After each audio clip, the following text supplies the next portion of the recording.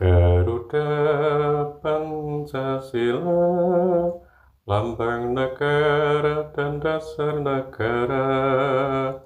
Garuda Pancasila, di dada bangsa Indonesia. Ketuhanan yang Maha Esa, kemanusiaan yang adil dan beradab, persatuan Indonesia, kerakyatan yang dipimpin oleh hikmah, kebijaksanaan dalam permusyawaratan, perwakilan, keadilan sosial bagi seluruh rakyat Indonesia. Wah, Garuda Pancasila terus. Wah iya Gong, wah iki mau dasar negara ya Gong. Lah iya ya, Truk. Iki mau lambang sekaligus dasar negara Indonesia Gong. Wah iya ya, Truk.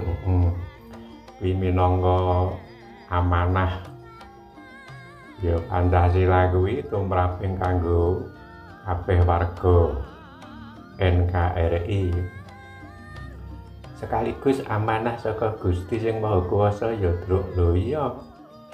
kayak termaktub ana nggon sila pertama, ketuhanan yang Maha Esa. Kuwi tegese bangsane dhewe iki wajib ya Truk ngestokke dawuhe Tuhan yang Maha Esa. Intine ya kuwi didhawuhi menciptakan selamat, damai, sejahtera. Oh iya ya, Truk. Kuwi tujuane ya, Truk. Dadi le nindakake dawuhe Gusti Allah, menjalankan perintah karo meninggalkan larangan iki, jebule tujuane supaya selamat, damai, sejahtera di dunia maupun di akhirat. Ngono ya, Truk. Ning donyane selamat, ning akhirate selamat munggah swarga. Mula iki jumbuh dawuhe Gusti Allah menempuh dua jalan. Iki minangka ladang amal. Lah alhamdulillah Gong, bangsane dhewe iki wis menempuh jalan lurus. Ya kuwi jalan ketakwaan sing didasarke saka sila-sila sing ana nggon Pancasila kuwi. Iki tegese nek disimpulke iki wis mengandung amanahe Gusti sing Maha Kuwasa, beriman dan beramal soleh. Oh iya ya, menghasilkan selamat, damai, sejahtera. Mula bangsane dhewe iki tujuane ya menempuh sing jalan lurus kuwi mau. Alhamdulillah ya, Bro. Iya kudu disyukuri awake dhewe iki nadyan to kaya ngapa iki ya memang kudu disinaoni. Falsafah Pancasila iki ya bener kudu dipahami tujuane. Lah iya ya, Truk. Supaya iso mendukung langkah para pemimpin-pemimpin sing uga kepengin beramal soleh ya lewat Pancasila kuwi. Ngono ya, Truk. Kuwi konsepe ngono. Dadi iki kan Gusti Allah lah dawuh awake dhewe kabeh iki jebule tugas ning donya iki tujuan utamane hanya disuruh untuk mengumpulkan kebaikan sebanyak-banyaknya. Ngono ya, Truk. Iya, mula kaya nganti Gusti Allah berdawuh disuruh berlomba kok. Nganti didhawuhi kae sing jenenge fastabihul khairat. Berlomba dalam kebenaran kebaikan ya, Truk. Nah ini ora intine kuwi to. Lah kok kuwi intine ngono, Truk. Lah iya wong ibarate iki lulus sing awake dhewe sebagai hambane Gusti Allah lan sekaligus sebagai siswa murid saka Maha Guru Allah Subhanahu wa taala iki tujuane lak supaya lulus le sekolah.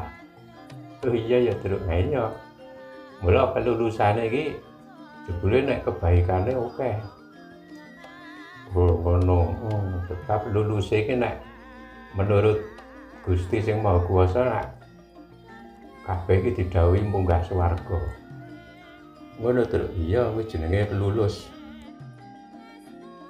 ya luluse lah nek munggah swarga kuwi jenenge munggah sekolah. Lah nek ora munggah terus nek ora munggah ke cemplungke neraka ngono kok. Wah medeni ya terus mula kuwi. Oh iya ya, kuwi dadi kebaikane akeh. Mula disuruh berlomba iki lak berarti kon banyak-banyakan. Oh iya ya terus dadi kuwi jebule ngono, mula termasuk ya terus dasar negarane bangsane dhewe lak termasuk Pancasila iki tujuannya lak supaya bangsane dhewe iki mendapatkan kebaikan sebanyak-banyaknya, mengumpulkan kebaikan sebanyak-banyaknya sehingga bangsane dhewe kuwi bisa disebut dening Gusti Allah kae negara sing baldatun thayyibatun warabun ghafur. Kuwi berarti apa terus ayo munggah swarga to. Oh iya ya dadi jebule iki kuwi minangka ladang amal. Ono sing kepengin menempuh jalan sing lurus karo sing ora iki jebule ning kene iki pilihane terus. Oh iya ya terus Lah Gusti Allah lak dawuh fa'alhamaha ujuraha wa taqwaha. Gusti Allah nurunke dua jalan. Jalan ketakwaan karo jalan kesesatan ngono kuwi ya Truk. Nah iya. Mula supaya iso mbedakake endi sing jalan ketakwaan karo endi sing jalan kesesatan iki, jebule awake dhewe ya didhawuhi sinau. Ngono ya Truk. Wong kewajibane dadi murid. Mula selama iki awake dhewe ora tau nyinaoni lak ya potensi engko nek ora munggah piye coba kok. Lah iya ya Truk. Ya mula sinau iki penting mung duwe dadi murid Gusti Allah. Mata kuliah ya apa to Truk? Lho nek mata kuliah ya kae kitab suci. Lah tumraping sing ngrasuk agama Islam ya Al-Qur'an karo hadis kae jane ngono. Kudune awake dhewe iki dikeki wektu nganti puluhan taun iki kudune pelajaran Qur'an iki kudune wis nglodhok. Wis apal 30 juz pelajarane Gusti Allah. Syukur bagi ditambahi hadis ya Truk. Nah ya jane lak ngono. Dadi murid Gusti Allah sing teladan. Kaya Kanjeng Nabi ya Truk. Lah iya, monggo awake dhewe iki seprono seprene malah mung dolan tok. Ya kudune sinau malah sregep le dolanan karo le gojek. Wah iya ya nganti awake dhewe kadang ki buka petunjuk kuwi nganti ra kober. Nurun to Truk. Nurun ya nek diturun ki bener ngono to kok. Wah iya ya iki mau kok. Wah iya Pancasila hebat ya Truk. Wah tenan iki umpamane dienggo pedoman seluruh dunia iki ya wis cocok. Mula iki kewajibane bangsane dhewe ya menebarkan Pancasila ke seluruh dunia supaya mbabar damai sejahtera ya seluruh isi bumi. Sing jenenge rahmatan lil alamin iki termasuk bangsane dhewe. Alhamdulillah wis mengemban amanahe Gusti Allah lewat bukti dasar Pancasila kuwi mau.